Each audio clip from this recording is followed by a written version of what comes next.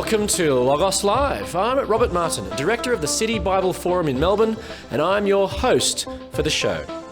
Logos is Greek for word or message, and Logos Live engages the Christian message before a live audience in the CBD of Melbourne. And do we have a live audience here today? Yay! And we also aim to have a bit of fun. Who said exploring the big questions of life shouldn't be enjoyable? The poverty cycle is a situation where poverty once started is likely to continue unless there is outside intervention. Today we meet two very different people with very different backgrounds who have both experienced poverty in Uganda and who both have a common determination to break the poverty cycle there. My first guest is Ray Ternes, a barrister based in Melbourne. Ray studied arts law at Monash University and has practiced law for some 10 years with Spark Helmore and Telstra. And he joins me now. Please welcome Ray Ternes. And my second guest is Rev Justus Miwanda. Justus is the Director of International Needs Uganda. He's an international speaker and ordained Anglican minister who works with the poor in central Uganda. Please welcome Justus Miwanda. Thank you. Now, Ray, you work as a barrister in Melbourne. On last summer, you went on a trip to Uganda. Why was that? So my wife and I travelled to Tanzania and Uganda over Christmas and January last year and this year. It started off as a trip through International Needs. They were running a trip in October and we are involved with them and we were interested in going. Unfortunately, that fell through and October didn't work for us anyway. So we thought we'd take a holiday. So it was mainly a holiday, but we also wanted to visit the child that we sponsor in Uganda and see some of the work that International Needs do. Yeah, so tell me, you sponsor a child. What does that mean? Yeah, so we provide a certain amount of money. I think it's $42 a month, which covers her school costs, some medical costs, some school books, and some other bits and pieces. And so my wife has been sponsoring her for a number of years, and then I joined in that when we got married. You joined in the fun, yeah. And she's a 15-year-old young lady who lives in central Uganda, in a fishing village actually on the shores of Lake Victoria, and we had the privilege of meeting her and her family and spending some time with them. So how was that? Well, it was.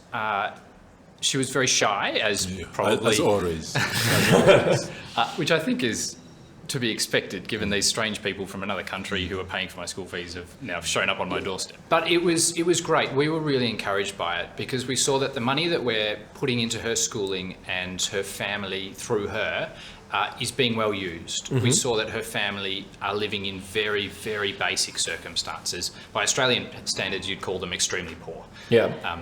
And so what do you mean? What did you see? We got to go to their house. That's where Mum has raised 7 children. So our sponsored child is one of 7.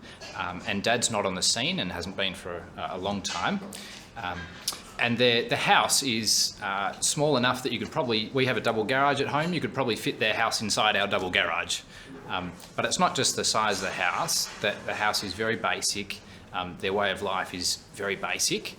And talking to our sponsored child's mother through an interpreter, we found out that they don't have enough money for the younger. So our sponsored child has a younger sister, and they don't have enough money for her to go to a good school. So she's going to a very basic school and not getting the quality education that the child that we sponsor is getting. So, yeah, we saw that our money is being used well.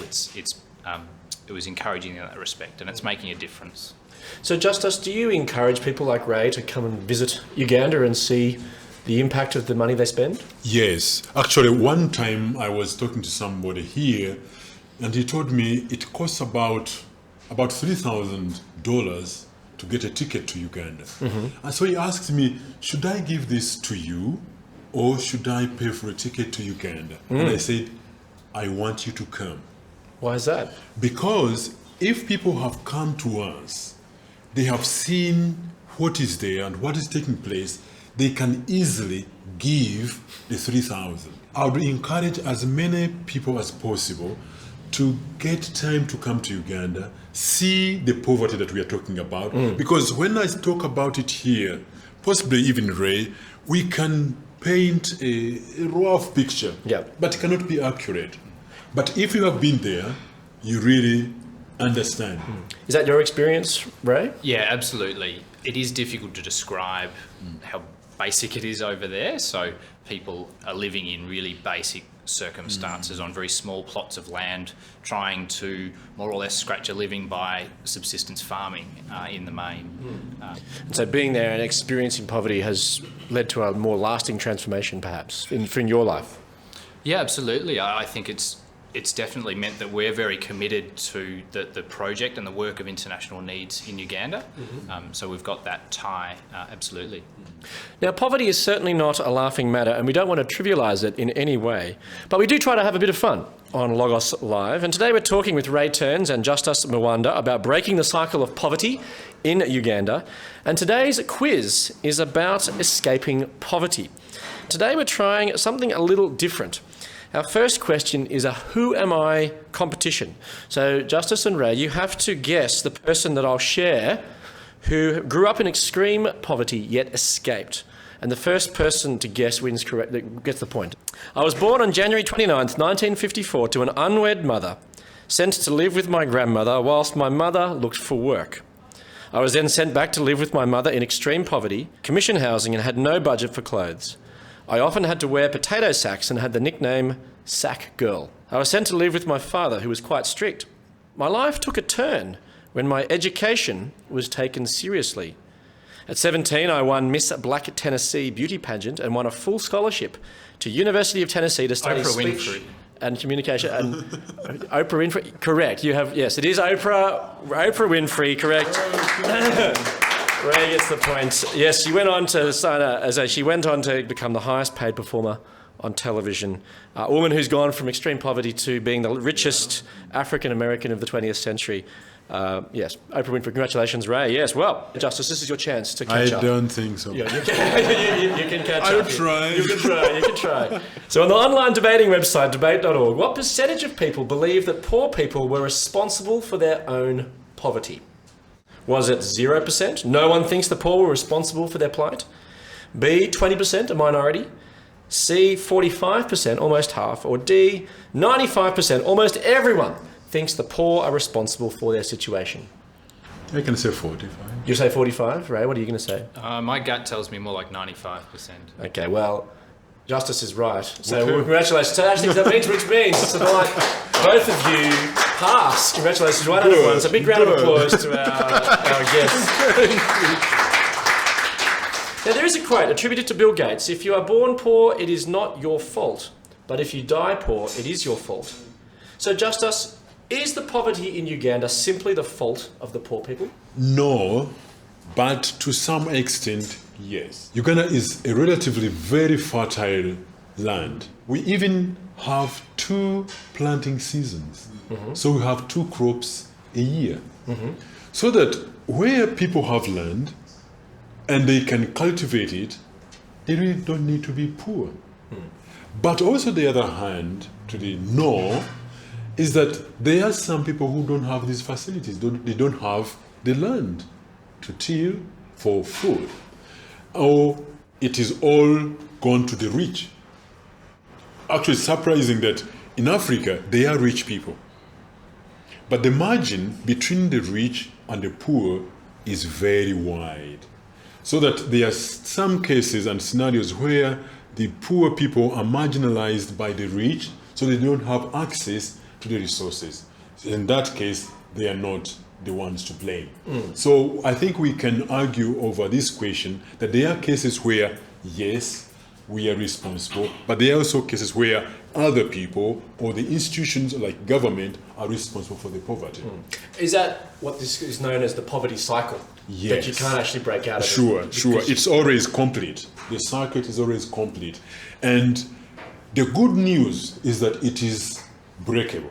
Well, Oprah Winfrey's story in some ways is that... We can. And even in my village where I work, where I stay, I have seen this happen. That there are children who have been born into poor families, but they have made it, and they have even changed the circumstances for their families, not only for themselves, but also for their families and in the communities around them. It is possible to cut and break the cycle.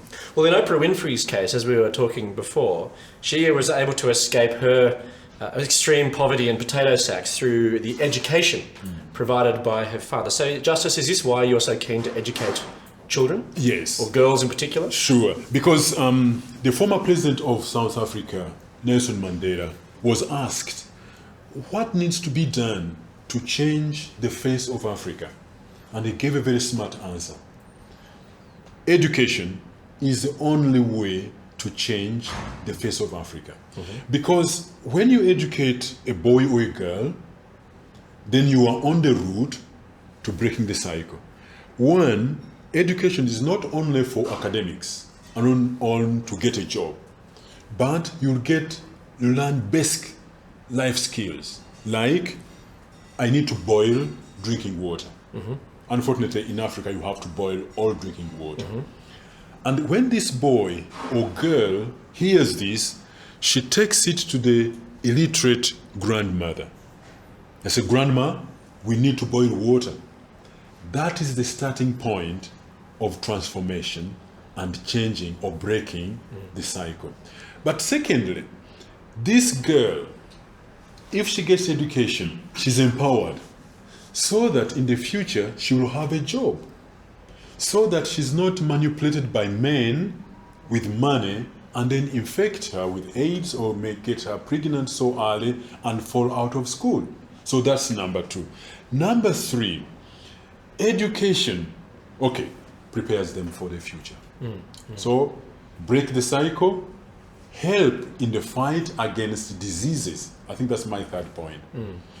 Like, if we don't educate girls, we are going to lose terribly in the fight against AIDS. Because these girls they didn't work, they don't have any income, and this man has the money. He will tell her, look, I have the money, come with me. And then the next is a sad story. So education is very important in breaking the cycle. The question has just come through, which I'll feed in, is education the whole solution? No. I think it's a consortium of other things. Education, as well as income, as well as providing health facilities. We need health facilities placed in the villages. It's unfortunate that there are people, mothers, who have to walk like 20 kilometers to the next health facility. That's not empowerment. And that added, if you have health facilities, you have education, you have income, I think put together, you are going to produce and break the cycle. It's a number of factors. Sure, a number of factors. Yeah. Now, Justice, your own life story gives credibility and relevance to the poor of Uganda. In some ways, your story echoes that of Oprah Winfrey's youth. Can you tell us about the circumstances of your birth? Yeah, my mother was only 16 when I was born. And because her parents were very cross about what had happened, they had put money in her and they lost it. So they gave her two choices, that we either send you back to school or look after you and your child, but we cannot do both. So because of the importance of education, what this girl was aware of, she chose to go back to school. So then they told her, then you have to get rid of that boy. So this girl, one afternoon, got a piece of cloth and wrapped me in. I was 3 months at that time. She got a small cup, plastic. It was green. My grandmother kept it for me, and I saw it when I grew up. And she walked out of the house. Fortunately, this girl knew the parents of her boyfriend. So she went to them and introduced herself that this baby belongs to one of your sons. And my grandfather had 8 sons. So it was not a small family. No. So my grandfather was helpless in that case. So he told her, you stay here in the living room. I will go in the garden and get my wife. So he went, came back with his wife to receive their first grandchild, only to find in the living room the child and not the girl. She disappeared. I met my mother the first time. I was 7 years. It wasn't any meaningful to me. She was a stranger like anybody. I met her after that 4 times or 3 times. The fifth time I met my mother, she was in a coffin, dead. And that was hard. And I give a lot of credit and I revere my grandmother because I always say, that was my mother. That was my future. She made it sure, I'm sure she was in a way supporting her son because my father was in college training. So she didn't know what she was doing possibly. She didn't know that she was looking after an Anglican priest, but she did. And because she did so, I can be here to talk to you. If she hadn't done that, it would be a totally different story. And when I was 5, my father got married and then I went and lived with him. He finished as a teacher, so he put me in school. And I got a fairly average education. And I trained as a teacher and later I did other things. So when I was 18, in my class, I saw 5 boys who had the same story as mine, and I took them on. What do you mean you took them on? I took them in my house and paid for their education. At the moment, they are all teachers. Actually, one of them is the principal of the International Needs School in Uganda. And I'm so proud of them. I feel so contented in my life that I did something for these 5 boys. I took 6, but one of them passed on. He had leukemia and I couldn't save him and he died. So what I went through helped me to put into perspective other children. So that's why I took these boys, and that's why I'm doing the work that I'm doing. Wow. Well, thank you very much for sharing that. Welcome. It's a very moving story in many ways, and very different to, I think, the experience that we face in Australia. Now, as part of Logos Live, we reflect on the scriptures, the Logos, and we're going to examine some wisdom found in a potentially surprising source, which is the Bible. But before we do that, we're interested to hear about why you believe the scriptures are worth following. So maybe, Justus, you said that you're a reverend now, an Anglican priest. Yes. What convinced you to become a Christian believer? First of all, it was through a school assembly. I attended a Christian school, so people came to my school and shared on an assembly on one Friday evening, and they shared the gospel of Jesus Christ. And at the end of it, I was convicted. I was 14 years at that time. But I was touched. I knew that in my life there were issues that I had to work through with God.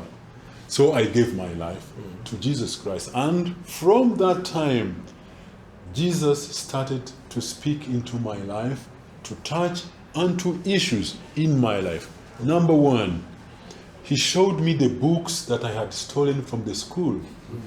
Yes, because my father was the principal of the school, and that was not very, very fun. And I said, yes, last night I got saved, and God convicted me with these books, and I'm returning them. The second thing, from that turning point, it helped me to accept and forgive my mother.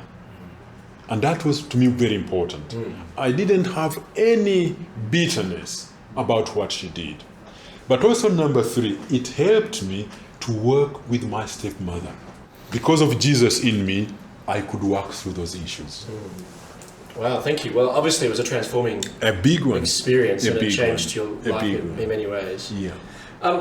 Now, as part of Logos Live, as I said, we reflect on the scriptures, the Logos, and the part of the Bible we're reflecting on today comes from the Old Testament book of Micah.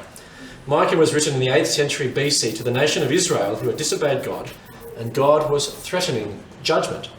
Now, in light of the situation of the people of God, in chapter 6, Micah writes about the response that God desires. He doesn't want ritualistic and legalistic sacrifices. Instead, he wants, in verse 8, "He has shown you, O man, what is good, and what does the Lord require of you? To act justly, and to love mercy, and to walk humbly with your God." Now, Ray, as a barrister, one who's involved in the justice profession, how do you react to the exhortation, act justly? Did you feel a sense of injustice in visiting Uganda?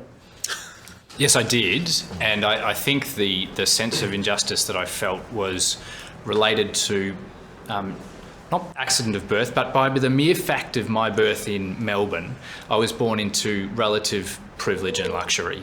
And by the mere fact of these people's birth into rural Uganda or even Kampala, they were born into poverty.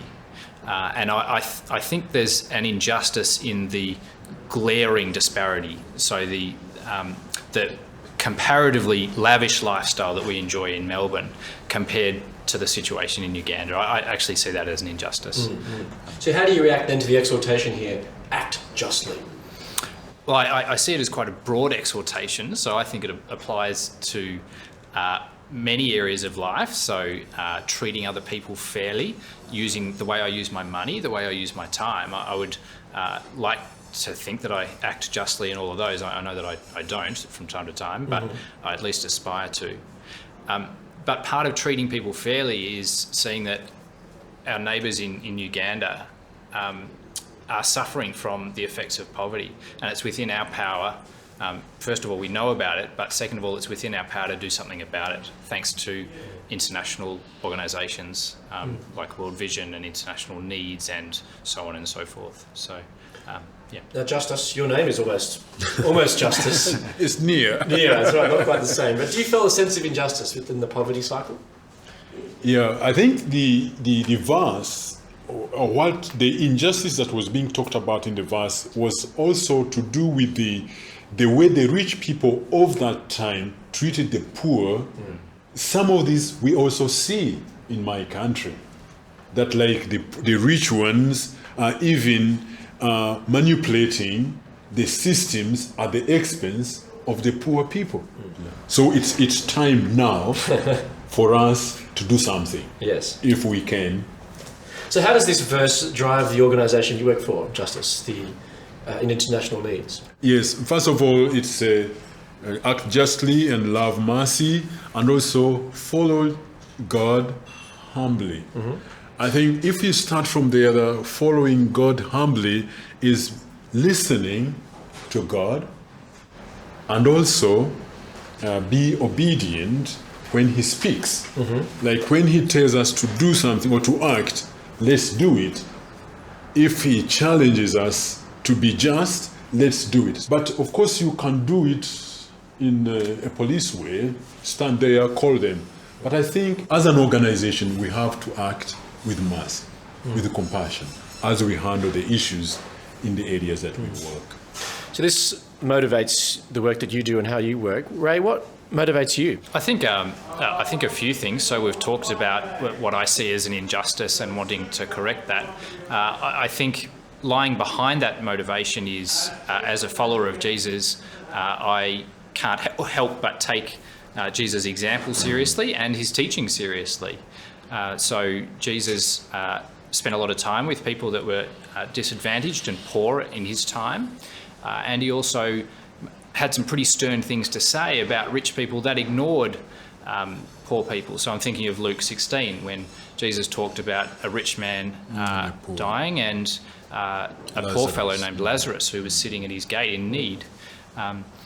So if you're a follower of Jesus, if you're a Christian, then you've got to take Jesus seriously, His example and His teaching. So I try and do that, and that's a pretty strong motivation.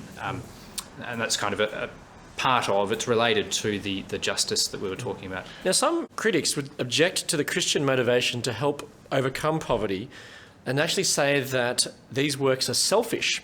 The motive for good deeds isn't true empathy for suffering, but a guarantee of a place in heaven. How do you respond to this? Is that your motivation? Oh, I think it stems from a pretty poor understanding of Christianity. So God and Jesus has done everything necessary for us to be reconciled to God. And so when we help the poor, when we do what you might call good deeds, it's in response to what God has done for us. It's not in order to earn favour with God, because we've been given favour, and then that transforms us so that we want to then show grace and favour to other people. To use the words of the Bible, I think it's 1 John where it's written, we love because He first loved us. So it's a response action. It's not in order to carry favour with God. What difference has Jesus made in breaking the cycle of poverty in Uganda? Well, he's inspired an organisation called International Needs Uganda, which Justus will know far better than I do how many people they help. But they have a substantial presence in central Uganda and help countless people. So there's an inspiration from Christianity, and certainly my wife and I wanted to travel to Uganda because we sponsor a child and we have an association with International Needs, and that stems from our the grace and favour that I was talking about that we've been shown by God, and that we want to then respond and show that to others. So, yeah. How's your trip changed you? I think if I was to be really honest, at times I forget about it. And sadly, I just get stuck in the routine. But I remember, particularly when I came back home early on in February after I just got back, I remember thinking how incredibly privileged I am and we are in Australia. So I need to be reminded of that. So the trip has changed in that I ought to be better than I am. I ought to remember the privilege that I enjoy. Whether I do so remains to be seen. So Justus, final comments. What difference has Jesus made in breaking the cycle of poverty in Uganda? I think first of all he has put people in place. People that you would call like angels in different positions, in different countries, even actually in Australia. That he has placed people, first of all they are aware and they are ready to move. He has provided the condition, a favorable condition for Christians and other people to do something. I feel that is him doing it. And also he has provided people with resources which they can give to such organizations like mine, International Needs Uganda. So you give money, you give resources, you give your time in turn to respond to those issues like poverty and others. Let me leave you with the Logos for the day from Micah 6:8. He has shown you, O man, what is good. And what does the Lord require of you? To act justly and to love mercy and to walk humbly with your God. I look forward to you joining us next time for Logos Live. Please thank our guests today, Ray Ternes and Justus Miwanda.